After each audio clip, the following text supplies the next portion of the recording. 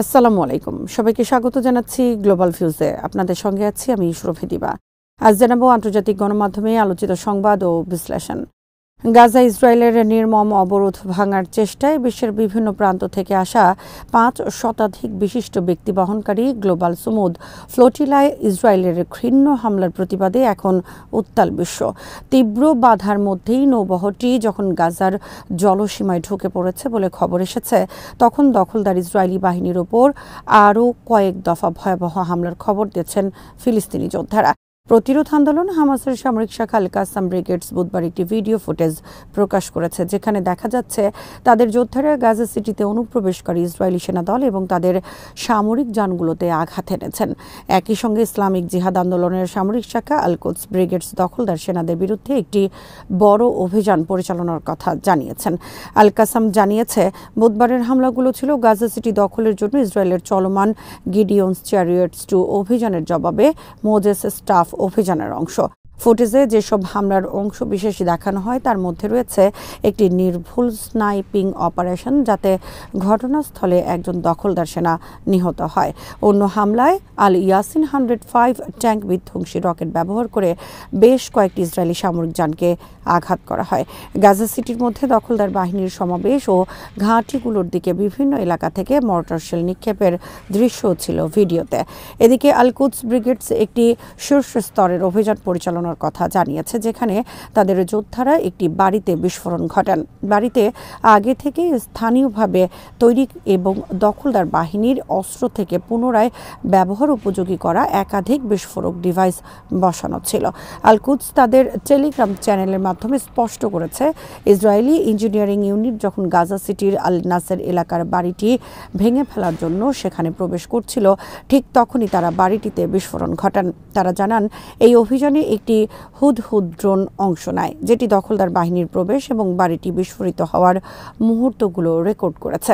আল কুদস নিশ্চিত করেছে, বিস্ফোরণের ফলে বাড়ির ভেতরে থাকা সবাই নিহত অথবা নিখোঁজ হন এবং কোনো সেনাই আহত অবস্থায় বাড়ি থেকে বের হতে পারেননি। আল কুদসের তথ্য অনুসারে এই অভিযানের পর দখলদার বাহিনী বিস্ফোরণ স্থলের আশপাশে অত্যন্ত সহিংস এবং নজিরবিহীন বিমান হামলা শুরু করে। আল কুদস আরও জানায়, বুধবার তাদের যোদ্ধারা ফিলিস্তিনি জনগণের বিরুদ্ধে ইসরায়েলি অপরাধের জবাবে গাজা সংলগ্ন 2টি ইসরায়েলি বসতিতে রকেট হামলা চালিয়েছেন। সম্প্রতি গাজা সিটিতে ইসরায়েলি বাহিনী স্থল হামলা জোরদার করার প্রেক্ষাপটে প্রতিরোধ সংগঠনগুলো নিয়মিতভাবে সফল ও সুপরিকল্পিত অ্যাম্বুশ চালিয়ে যাচ্ছেন, যাতে দখলদার বাহিনীর ব্যাপক সেনা হতাহত হয়েছে। তাছাড়া প্রতিরোধ যোদ্ধারা শত শত সামরিক যান ধ্বংস ও অকার্যকর করেছেন। মাঝারি ও দূরপাল্লার ক্ষেপণাস্ত্র দিয়ে ইসরায়েলি শহর ও বসতিগুলোতে গোলা বর্ষণও করেছেন তারা। গাজা ইসরায়েলি অবরোধ ভাঙার চেষ্টায় 40টিরও বেশি বেসামরিক নৌযান এবং 45টিরও বেশি দেশ থেকে আসা 532 জন এমপি, আইনজীবী ও মানবাধিকার কর্মী বহনকারী বহর গ্লোবাল সুমুদ ফ্লোটিলাকে ইসরায়েলি বাহিনী বাধা দেওয়ার পর ইউরোপ জুড়ে প্রতিবাদ শুরু হয়েছে। বিক্ষোভে উত্তাল জার্মানি, স্পেন, বেলজিয়াম, ইতালি সহ পুরো ইউরোপ। ইতালিতে সাধারণ ধর্মঘটের ডাক দিয়েছে দেশটির বৃহত্তম শ্রমিক সংগঠন। এর আগে বুধবার সন্ধ্যায় ইতালির বেশ কয়েকটি শহরে বিক্ষোভ হয়, যার মধ্যে নেপলসও রয়েছে। সেখানে বিক্ষোভকারীরা প্রধান রেল স্টেশনে ট্রেন চলাচল বন্ধ করে দেন। রাজধানী রোমে টার্মিনি রেলওয়ে স্টেশনের আশেপাশে জমায়েত হওয়া প্রতিবাদকারীদের চারপাশে পুলিশ ঘিরে রেখেছে। সামাজিক মাধ্যমে ছড়িয়ে পড়া ভিডিওতে দেখা যায়, ফ্লোটিলায় হামলার প্রতিবাদে স্পেনের বিভিন্ন শহর, জার্মানির বার্লিন, গ্রিসের এথেন্স, বেলজিয়ামের ব্রাসেলস এবং তুরস্কের ইস্তানবুল সহ বিভিন্ন শহরের রাজপথে নেমে এসেছেন লাখো মানুষ। আল জাজিরা বৃহস্পতিবার জানিয়েছে, ফ্লোটিলার অন্তত 13টি নৌযান জব্দ করেছে ইসরায়েল। তাছাড়া নৌযানগুলোতে থাকা 37 দেশের 200 জনেরও বেশি মানুষকে আটক করেছে দখলদার বাহিনী। আটককৃতদের মধ্যে সুইডিশ মানবাধিকার কর্মী গ্রেটা থুনবার্গও রয়েছেন। ইনস্টাগ্রামে দেয়া এক পোস্টে ফ্লোটিলার আয়োজক সংগঠনের মুখপাত্র সাইফ আবু কেশেক জানান, আটক হওয়া যাত্রীদের মধ্যে কেবল স্পেন থেকেই ছিলেন 30 জন। এছাড়া আটককৃতদের মধ্যে ইতালি থেকে 22 জন, তুরস্ক থেকে 21 জন এবং মালয়েশিয়া থেকে আসা 12 জন রয়েছেন। তিনি বলেন, আটক ও নৌযান ঘেরাওয়ের পরও আমাদের মিশন থেমে নেই। তিনি বলেন, এখনও প্রায় 30টি নৌযান ভূমধ্যসাগর পেরিয়ে গাজার উপকূলে পৌঁছানোর চেষ্টা করছে। দখলদার বাহিনীর সামরিক জাহাজগুলোর বাধা উপেক্ষা করে এগিয়ে চলেছেন তারা। গাজা উপকূল থেকে মাত্র 40 নটিক্যাল মাইল দূরে ছিল নৌযানগুলো।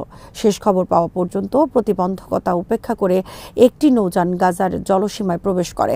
আরও 23টি নৌযান তখন গাজার পথে ছিল। ফ্লোটিলার লাইভ ট্র্যাকার অনুসারে মিকেনো নামের একটি জাহাজ বৃহস্পতিবার সকালে গাজার আঞ্চলিক জলসীমায় প্রবেশ করে।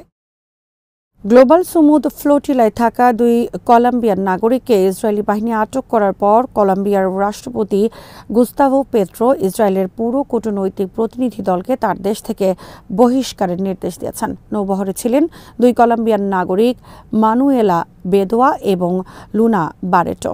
রাষ্ট্রপতি পেট্রো সামাজিক মাধ্যম এক্সে সতর্ক করে বলেন, এটি বেনিয়ামিন নেতানিয়াহুর একটি নতুন আন্তর্জাতিক অপরাধ হিসেবে গণ্য হবে। তিনি বলেন, ইসরায়েলের সঙ্গে মুক্ত বাণিজ্য চুক্তি অবিলম্বে বাতিল ঘোষণা করা হবে। যদিও পেট্রো 2024 সালের মে মাসে ইসরায়েলের সঙ্গে কূটনৈতিক সম্পর্ক ছিন্ন করেছিলেন। এই বিবৃতিতে তিনি আরও এক ধাপ এগিয়ে গিয়ে অবশিষ্ট কূটনৈতিক প্রতিনিধিদের কলম্বিয়ার ভূমি থেকে অবিলম্বে চলে যাওয়ার নির্দেশও দেন। সুমুদ ফ্লোটিলায় ইসরায়েলি হামলা এবং স্বেচ্ছাসেবক সহ বেশ কয়েকটি জাহাজ আটকের ঘটনায় তীব্র নিন্দা জানিয়েছেন মালয়েশিয়ার প্রধানমন্ত্রী আনোয়ার ইব্রাহিম। বৃহস্পতিবার ফেসবুক পোস্টে তিনি লেখেন, গ্লোবাল সুমুদ ফ্লোটিলার ওপর ইসরায়েলের বাধা দেওয়ার ঘটনায় তীব্র নিন্দা জানাচ্ছে। জাহাজগুলোতে নিরস্ত্র বেসামরিক নাগরিক এবং গাজার জন্য জীবন রক্ষাকারী মানবিক সহায়তা নিয়ে যাওয়া হচ্ছিল, কিন্তু তাদেরকে বাধা দেওয়া হয়েছে। তিনি লেখেন, একটি মানবিক মিশনকে বাধা দিয়ে ইসরায়েল কেবল ফিলিস্তিনি জনগণের অধিকারের প্রতিই নয়, বরং বিশ্বের বিবেকের প্রতিও চরম অবজ্ঞা প্রদর্শন করেছে। এই ফ্লোটিলা সংহতি, সহানুভূতি ও অবরুদ্ধ মানুষদের জন্য আশার প্রতীক ছিল। মালয়েশিয়ার প্রধানমন্ত্রী লেখেন, যতদিন ফিলিস্তিনি জনগণ তাদের মৌলিক অধিকার এবং আকাঙ্ক্ষা থেকে বঞ্চিত থাকবে, মালয়েশিয়া তাদের পাশে থাকবে। ফিলিস্তিনে প্রজন্মের পর প্রজন্ম ধরে চলা অবিচার এবং বঞ্চনার অবসানের দাবিতে আমরা কখনো পিছপা হব না। এ ঘটনাকে কাপুরুষোচিত হামলা বলেছে পাকিস্তান। প্রধানমন্ত্রী শেহবাজ শরীফ বলেছেন, আমরা ইসরায়েলি বাহিনীর হাতে অবৈধভাবে আটক সবার নিরাপত্তার জন্য মোনাজাত করছি এবং তাদের অবিলম্বে মুক্তির দাবি জানাচ্ছি। তিনি ইসরায়েলের ওপর ক্ষোভ প্রকাশ করে প্রশ্ন করেন, অসহায় ফিলিস্তিনি জনগণের জন্য সাহায্য বহন করাই কি তাদের অপরাধ ছিল? মালদ্বীপ, ভেনেজুয়েলা, বলিভিয়া এবং ব্রাজিলও ইসরায়েলি পদক্ষেপের তীব্র নিন্দা জানিয়েছে। এই ফ্লোটিলায় একজন আইন প্রণেতা সহ বেশ কয়েকজন ব্রাজিলীয় নাগরিক রয়েছেন। আন্তর্জাতিক আইন মেনে চলা এবং নাগরিকদের সুরক্ষার দাবি জানিয়েছে স্পেন। ইতালির প্রতিরক্ষা মন্ত্রী ইসরায়েলি প্রতিবন্ধকতার কঠোর নিন্দা জানিয়েছেন। ফ্রান্স তার নাগরিকদের জন্য কনসুলার পরিষেবা নিশ্চিত করতে এবং দ্রুত দেশে ফেরার সুযোগ করে দিতে বলেছে। আয়ারল্যান্ডের প্রেসিডেন্ট বলেছেন, ইসরায়েল গাজায় প্রয়োজনীয় ত্রাণ পৌঁছানো রোধ করে নিন্দনীয় কাজ করেছে। বেলজিয়াম ইসরায়েলকে আন্তর্জাতিক আইন, বিশেষ করে সমুদ্র আইন মেনে চলার আহ্বান জানিয়েছে। উরুগুয়ে ইসরায়েলি পদক্ষেপ নিয়ে গুরুতর উদ্বেগ প্রকাশ করেছে। ফ্লোটিলায় ইসরায়েলি হামলার তীব্র নিন্দা জানিয়েছে তুরস্ক। সেই সঙ্গে আটক স্বেচ্ছাসেবকদের অবিলম্বে মুক্তির দাবি জানিয়েছে আঙ্কারা। এক প্রতিবেদনে আল জাজিরা বলছে, বৃহস্পতিবার তুরস্কের পররাষ্ট্র মন্ত্রণালয়ে গাজাগামী নৌবহরে ইসরায়েলের হামলার তীব্র নিন্দা জানিয়ে বলেছে, আন্তর্জাতিক জলসীমায় বেসামরিক জাহাজের বিরুদ্ধে সামরিক পদক্ষেপ নিরীহ বেসামরিক নাগরিকদের জীবনকে বিপন্ন করে তুলেছে।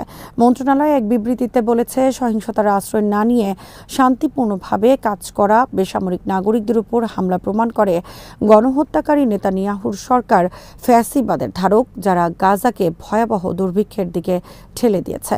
মন্ত্রণালয় আরও বলেছে, নৌবহরে বাধা এবং কর্মীদের আটক থেকে বোঝা যায় ইসরায়েলের আরোপিত নিপীড়নের বিরুদ্ধে সংগ্রামকারী প্রত্যেককেই লক্ষ্যবস্তু করেছে দখলদার বাহিনী।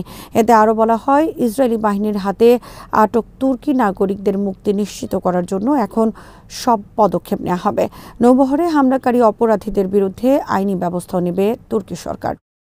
ফ্লোটিলায় ইসরায়েলি হামলার নিন্দা জানিয়ে হামাস একে বর্বর অপরাধ হিসেবে অভিহিত করেছে।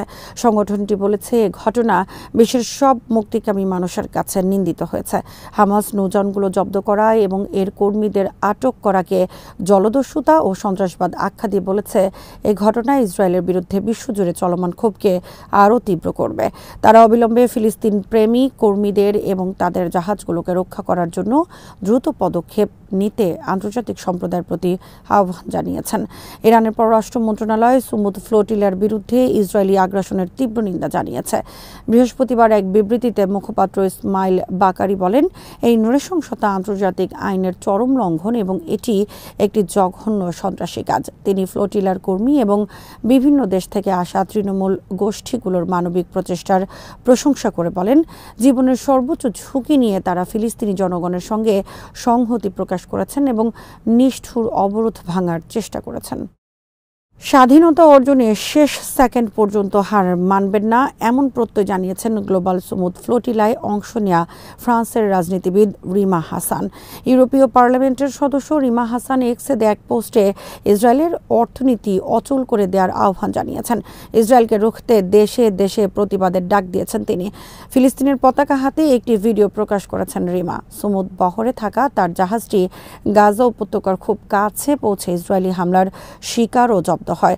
গ্লোবাল সুমুদ ফ্লোটিলার প্রথম বহর 31 আগস্ট স্পেনের বার্সেলোনা থেকে যাত্রা শুরু করে। এরপর 13 থেকে 15 সেপ্টেম্বর তিউনিসিয়া ও ইতালির সিসিলি দ্বীপ থেকে আরও নৌযান বহরে যুক্ত হয়। তাছাড়া গ্রিসের সাইপ্রাস দ্বীপ থেকে পরবর্তী সময়ে আরও কিছু নৌযান ত্রাণ নিয়ে বহরে যুক্ত হয়। বহরটিতে 40টিরও বেশি নৌযান রয়েছে। আজ এখানে শেষ করছি। সবাই ভালো থাকুন, সুস্থ থাকুন আর দেখতে থাকুন বিডি ভিউজ। চ্যানেলটি ভালো লাগলে সাবস্ক্রাইব করুন, সংযুক্ত থাকুন আমাদের ফেসবুক পেজে। আল্লাহ হাফেজ।